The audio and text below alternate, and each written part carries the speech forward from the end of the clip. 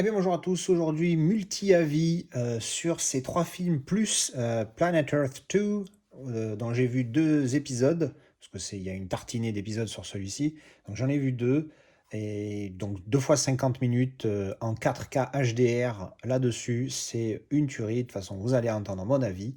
Donc c'est parti pour les avis et à tout de suite. Alors je viens de terminer le dernier train pour Busan. Alors oui, je l'ai dit pour une fois en français, parce que je ne parle pas coréen. Donc suite à une discussion sur le Discord avec certaines personnes qui te poussent à l'achat, elles se reconnaîtront, on a discuté de ce film et j'ai vu qu'il était disponible sur Prime. Et vu que je viens de m'abonner à Prime, je me suis dit, allez, let's go, on tente. Putain, qu'est-ce que j'aime pas les streamings. Aïe, aïe, aïe, aïe, aïe, vive le support physique. T'as toujours un problème.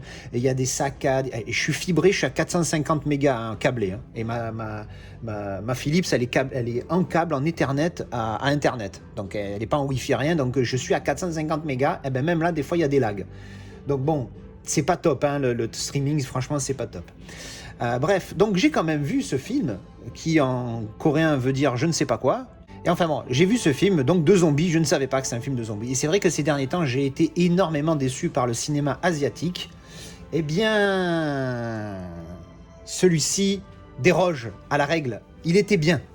Alors j'ai aimé, c'est un bon film, c'est pas un grand film. Déjà à la base, je suis pas grand fan de films de zombies. Donc déjà, il faut prendre ça en considération, pardon. J'aime bien, hein, attention, hein, c'est pas un genre que je déteste, loin de là. Hein, j'ai regardé des films, j'ai vu World War Z, j'ai vu 28 Days Later, 28 Weeks Later. Donc j'ai vu pas mal de films de zombies. Mais voilà, bon, celui-là, sympathique. Qu'est-ce que je peux dire sur ce film en particulier? Ça, c'est le zombie en mode rapide, c'est pas les zombies lents. C'est des zombies, voilà, des zombies qui sont ultra speed.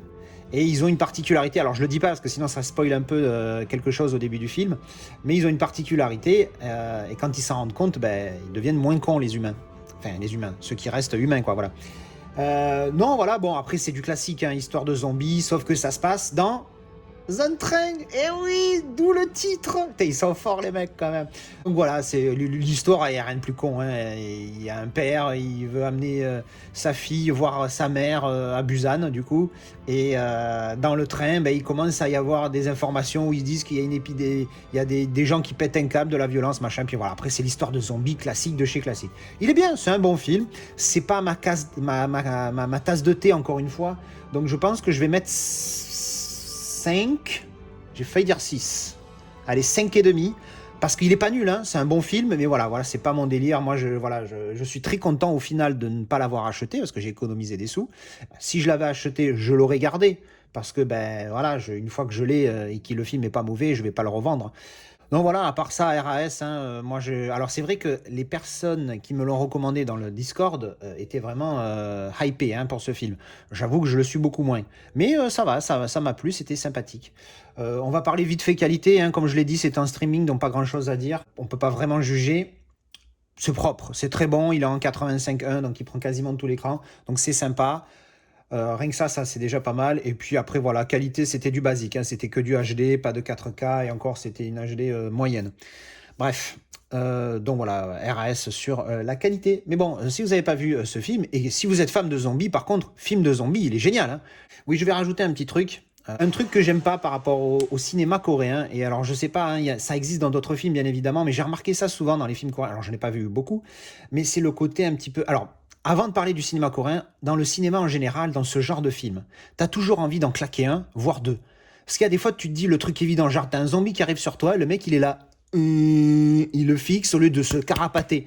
Alors évidemment, je me suis jamais retrouvé en face d'un zombie, je sais pas comment je réagirais, c'est certain, mais quand même, quand tu vois le film, t'as qu'une envie de te dire, mais putain, pourquoi tu cours pas, le con de ta bouche, cavale, moi je vois un zombie, je te garantis que je bats le record du Usain Bolt, c'est pas possible.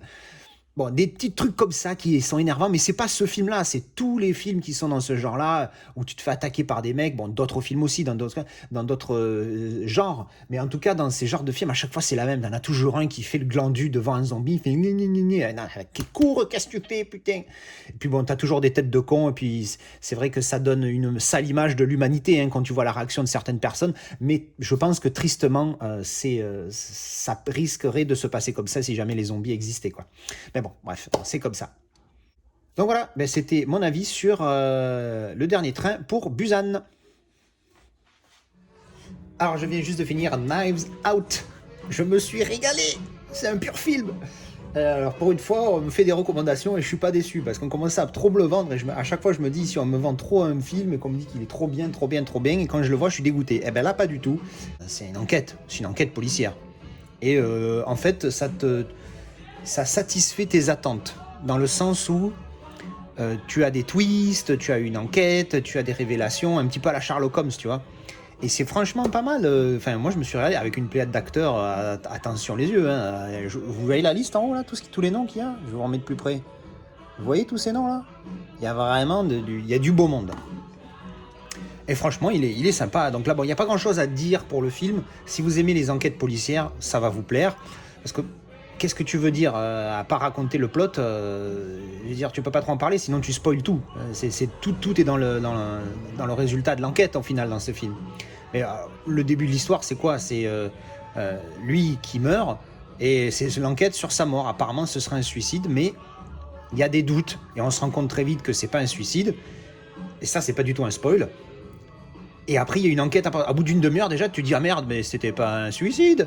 Et puis, il y a des twists, et tu te dis, c'est pas possible. Comment ils vont, le film qui dure 2h10, bon, il y a 10 minutes de générique, bon, le film qui dure 2 heures, comment ils vont tenir 1h30 de plus, alors que tu sais comment ça s'est passé? Bah évidemment, il y a des twists, des retwists et machin. Et franchement, c'est top, hein. Je me suis régalé, je le recommande fortement si vous aimez les films de policiers. Après, on va parler de la qualité.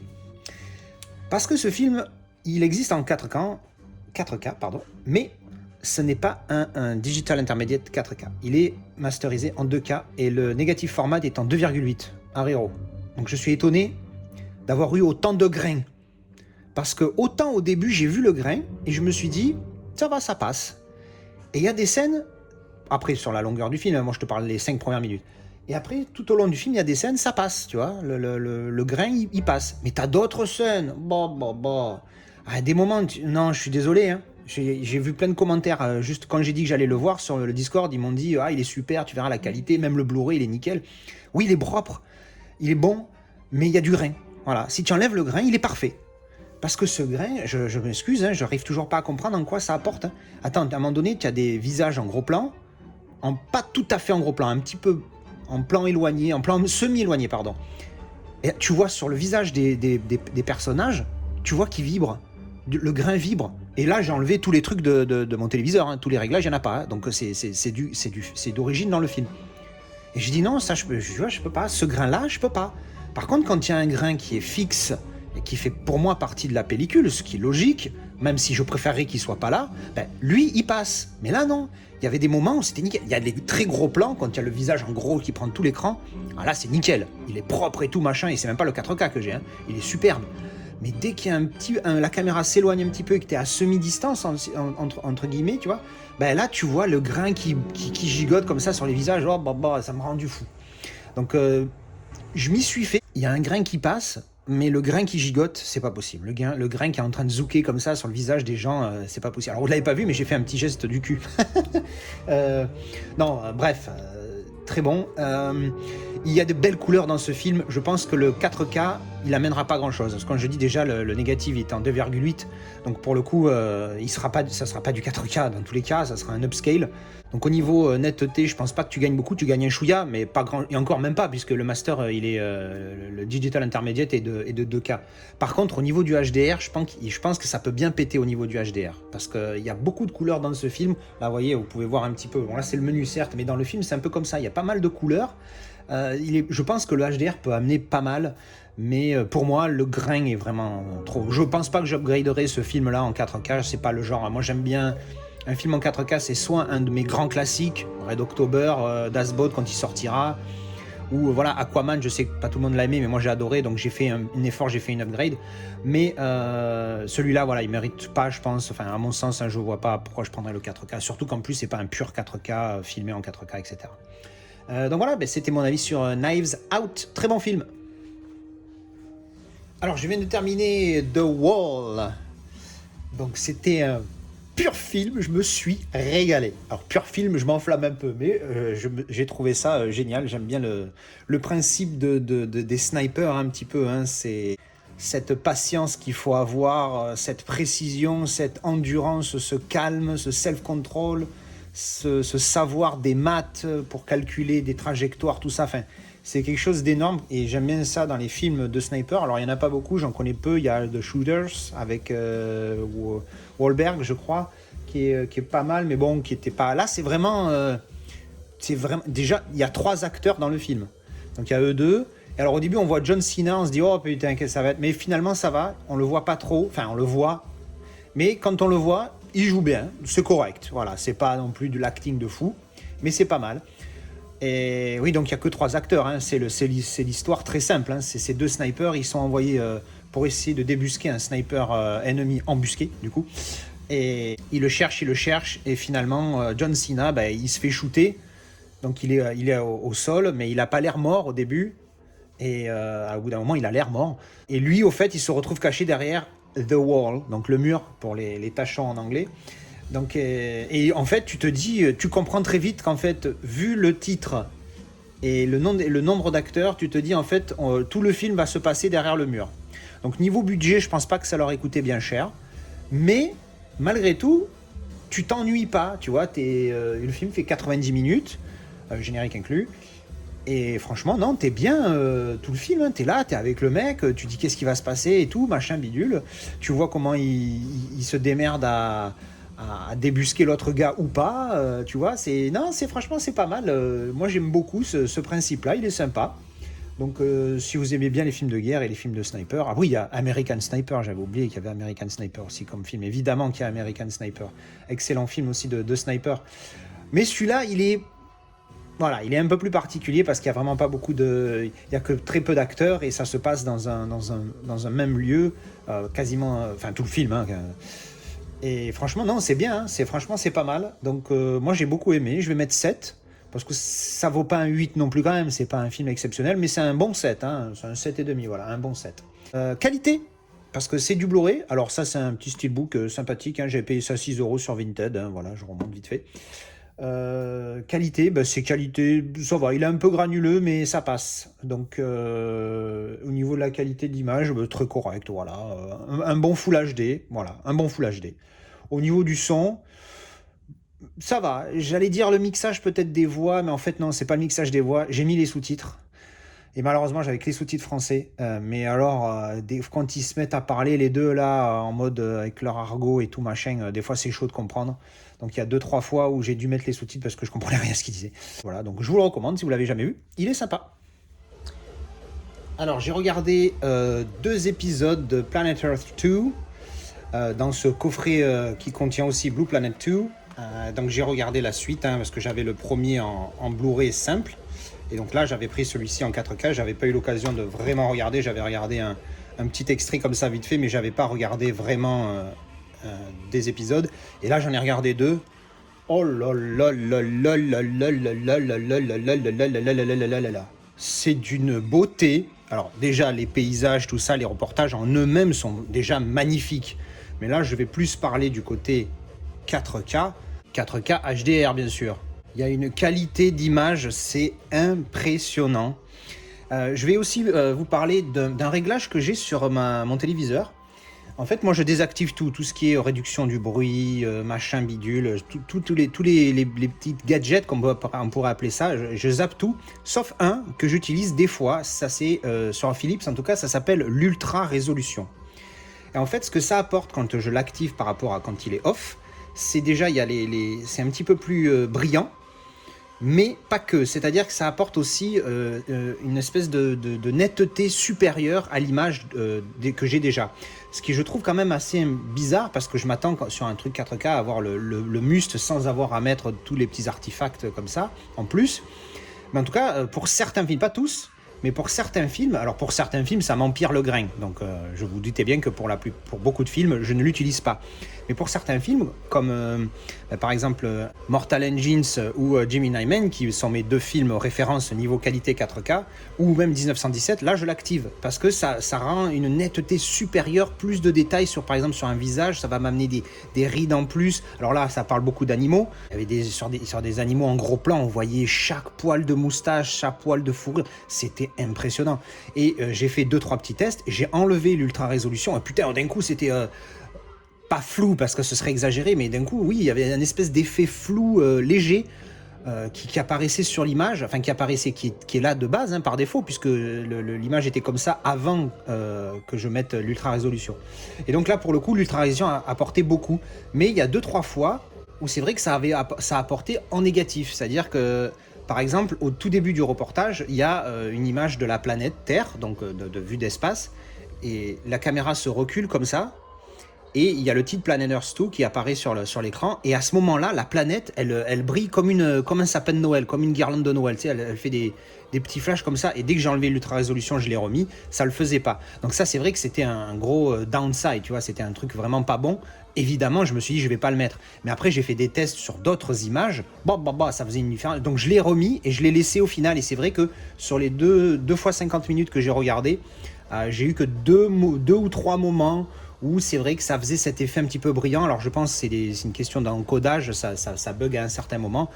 Mais du coup, voilà, ce réglage ultra résolution est assez particulier parce que la plupart du temps, ça n'apporte rien, ça empire même si ça apporte une légère amélioration de netteté. Pour la plupart des films, en tout cas qui sont d'un portage de 35 mm de pellicule, ça me défonce l'image, ça rajoute du grain, le grain il gigote dans tous les sens, c'est une horreur.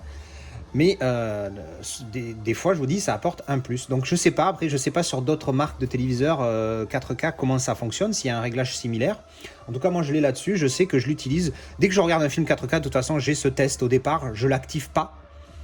Et suivant le film, s'il y a des scènes où je trouve que c'est un peu flou, quoi, je teste. Ou alors des fois je fais l'inverse, des fois je le mets direct, et puis si je vois que ça fait un surplus de netteté, enfin qui est exagéré au point où ça devient moche, ou alors que j'ai ces effets de clignotement, là je le désactive. Mais c'est vrai qu'à chaque fois je balance un 4K, je fais le test avec et sans. Mais en tout cas oui, donc voilà, petite parenthèse technique fermée. Planet Earth, oh là là, il y a une qualité d'image, je vous dis, on voit les brins d'herbe, les moustaches de chaque. À un moment donné, on voit un lynx, je crois, un bobcat. Je suis pas sûr, je crois que c'est lynx, je suis pas sûr. On voit, oh là là, les détails du visage quand il est en gros plan. C'est exceptionnel. La qualité de ce machin, ça et Mortal Engine, c'est ça qu'il faut pour se la péter avec son 4K. Hein. Ça, il n'y a pas de débat. Je l'avais déjà dit dans ma vidéo de présentation où je l'ai déballé.